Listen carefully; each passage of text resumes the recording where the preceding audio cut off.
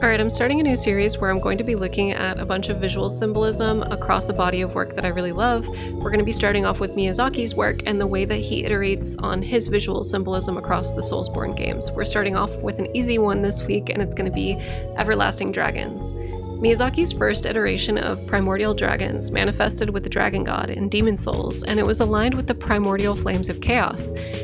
In Demon Souls, the spell Firestorm that we get from the Dragon God's soul says, a spell mimicking the raw power of the Dragon God, Sultan of Chaos.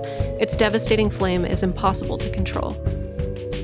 The chaotic concept of the Dragon God was later replaced in the Dark Souls series in favor of the Chaos Witches, and in Dark Souls 1, dragons became associated with the Age of Ancients, an era that predates humanity, language, and the disparity of opposing concepts like light and dark, heat and cold, life and death. Dragons are also associated with arch trees and gravelstone. They're able to maintain their immortality through their gravelstone scales, and the dragon Seath was born without these scales.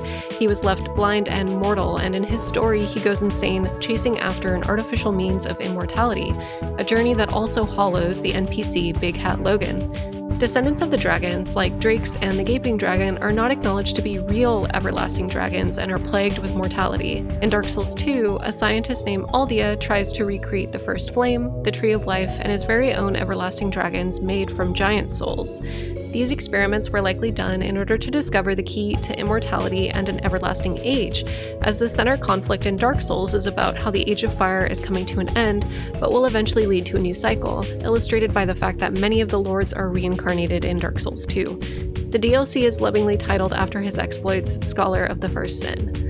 In Dark Souls 3, it continues this motif of immortal, everlasting stone dragons and the pale drakes who covet their immortality. We have Orsirios, who is doing a bunch of research, and we also have Archdragon Peak. The motif of Gravelstone dragons and the pale drakes coveting their immortality continues into Elden Ring as well, with the Dragonkin and the Draconian being short-lived compared to their ancient kin. Everlasting dragon scales get more explicit lore with the dragon smithing stone that reads, "This stone lightly twists time, allowing the creation of a weapon capable of slaying a god." And the congregation of dragons around Farum Azula creates a giant storm beyond time.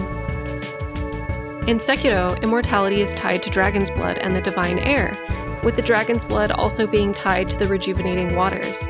Kuro has the blood of the divine air, and it's a secret that is coveted by many mortal men who wish to prolong their era or their rule.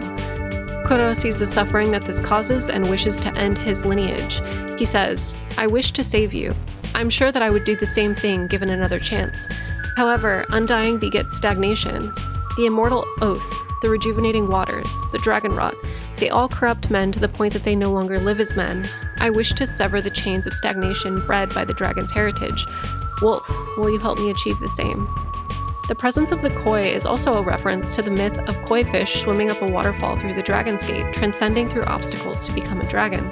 Many men in Sekiro tried to imitate the koi, and there's actually an NPC that you can give scales to. The everlasting dragons in Miyazaki's game symbolize pure immortality, but the pursuit of such immortality by mortals can lead to insanity, imperfect immortality, short-lived or short-sightedness, and poisonous stagnation.